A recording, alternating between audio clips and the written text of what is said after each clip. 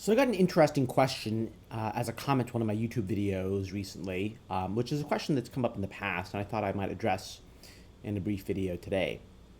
And that question is, what is the difference between meditating on the thought I am and self-inquiry as I interpret it and elaborate it? And the answer is these are related, and that meditating on the thought I am, which is a sort of constant fact to which the mind can return over and over and over again, can be quite useful.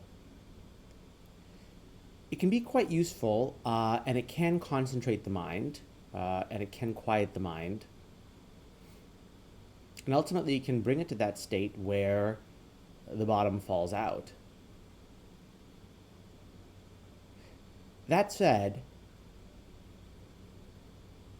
there's a little bit of an issue with bringing the mind back to the thought I am. And that is that the thought I am is just that. It's a thought. It's the thought that I am. And believing that one can think that thought is itself a kind of instance of the egoic illusion that we're trying to dispel using self-inquiry. For the whole question in inquiry, as opposed to thinking about the I am, is we supposedly have this knowledge I am. We know this in a very everyday, simple sense. Of course I'm here. Of course I exist. What does that knowledge consist of? Where is it coming from? And the rule of inquiry is that when you try to feel your way to where that knowledge is coming from, to where that light is coming from, to where that sense of being aware of one's own existence is coming from, that inevitably the mind lands on all these thoughts, feelings, and perceptions,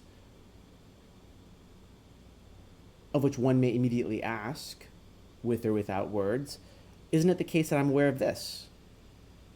And if you are aware of this, that can't be the source of the knowledge that you are. Because why? Because you're aware of it. So when you're aware of it, it cannot be the source of the awareness of you. You're aware of an object, let's say a computer, the computer in front of you maybe. When you're aware of the computer, you're not just aware of the computer, you're aware of yourself being aware of the computer. The computer is not the source of that awareness of yourself. It is merely illuminated in that light. And we're trying to find out, what is this thing called an experiencer, a subject of which you're so-called aware? It turns out that when you look deeply into that question of where that knowledge of yourself is coming from, that's like the wormhole. That is like the kind of defect in the landscape of the illusion which breaks it.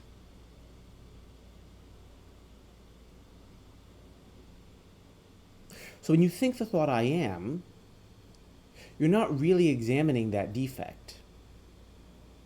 You're kind of taking for granted that, yes, of course I am. Which is, in a deep sense, it's true, actually, in a very deep sense. But in that intermediate sense, it's an illusion. So what happens if you hold on to the I am?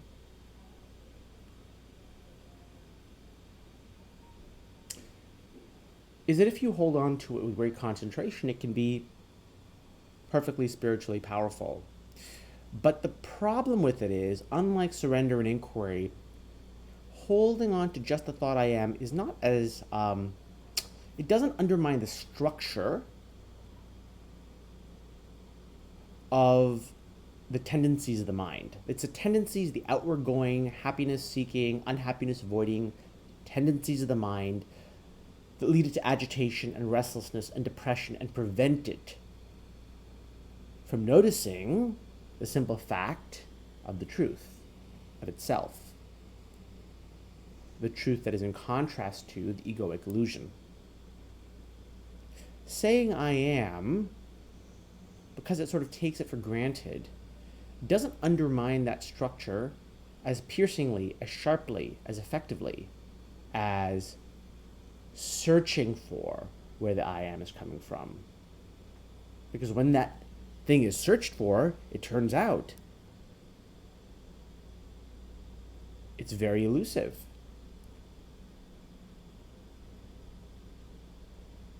And yet it's both there and elusive. At every turn, it should be there because even in its elusiveness, it is I that knows that it can't seem to be found, the sense of I am. And so I keep looking for it. Where is it coming from? Where is it coming from? That process then eventually leads to a perspectival change about what the whole search is around. That's because that I am is not a solid, stable thing, but is in fact very misleading. It's something that appears to be one thing that is entirely something different, so to say. Just going back to the thought I am, takes the I am for granted, doesn't really challenge it in this way, and so it's not as sharp in undermining these mental habits that are based on the egoic illusion. Because you're looking for happiness in the outside world, if you say I am, well, okay, sure, I am, fine. But that's different than saying, okay, well, I'm looking for happiness. Well, who's looking for happiness? There's a question there. The same with surrender, actually. Surrender is actively cutting the ground out from under that looking for happiness because we're ignoring thought and relaxing. We're ignoring thought and relaxing, and in that process, there's like an active questioning, an active, if implicit, questioning of the reality of that seeking for happiness. I'm looking for happiness. And then in surrender, one says, that's just a thought. I'm ignoring that thought. And the implicit conclusion is, I'm not that thought. And you fall backwards through surrender away from thought. And you fall towards the I in inquiry. In either case, it's not simply thinking the thought, I am, because that's more mechanical, and that's, again, taking for granted what that I am is. It's sort of assuming that you know what that is. You don't know what it is. At least you don't know it in the way that you think you know it. That said, the I am can still be a powerful and very simple way of bringing the mind to a quiet place if it can be pursued with motivation and concentration. And its very simplicity is useful that way. That said, I think for most people, surrender inquiry is superior. They're more cutting. They cut the ground under the habits better than just thinking I am.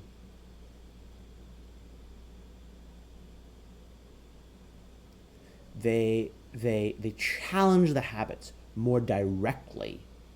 You know, when you're engaged in a task and you say, well, who is it that thinks that this task has to be done? Or when you surrender and you say, you look away from thought. You look away from thought, and you're implicitly then challenging the identity of the one who thinks that thought pertains to them. Whereas just saying, I am, okay, well, I have this thing to do. I'm searching for happiness in the outside world.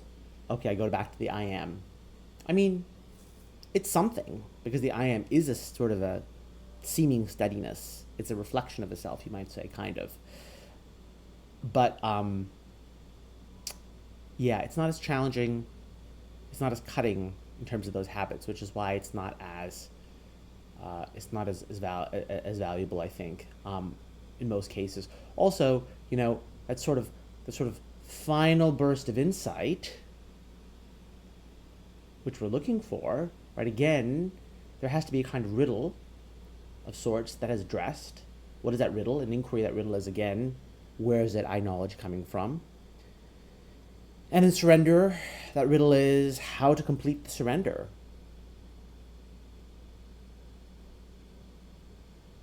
Or who is the surrender? It comes to the same thing. Or to keep surrendering. I mean, however you slice it, there's a kind of incompleteness which one is trying to overcome through inquiry or surrender.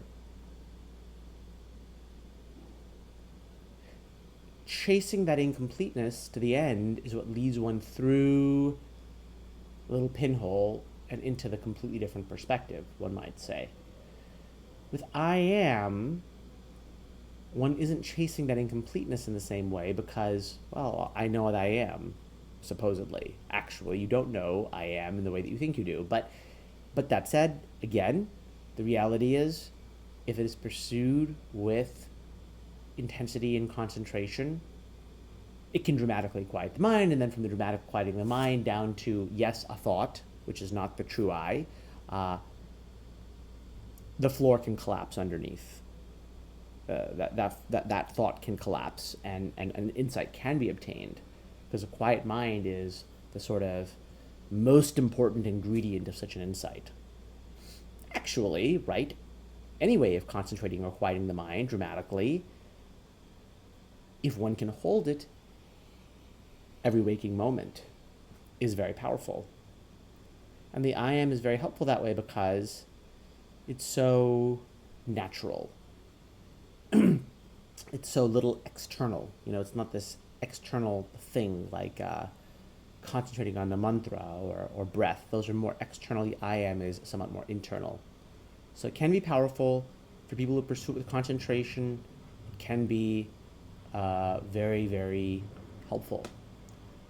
But inquiry and surrender are both more cutting of the mental habits, and they're sort of, on the other side of things, they are more, they're more suggestive of the deep question that leads to the great insight that's being sought.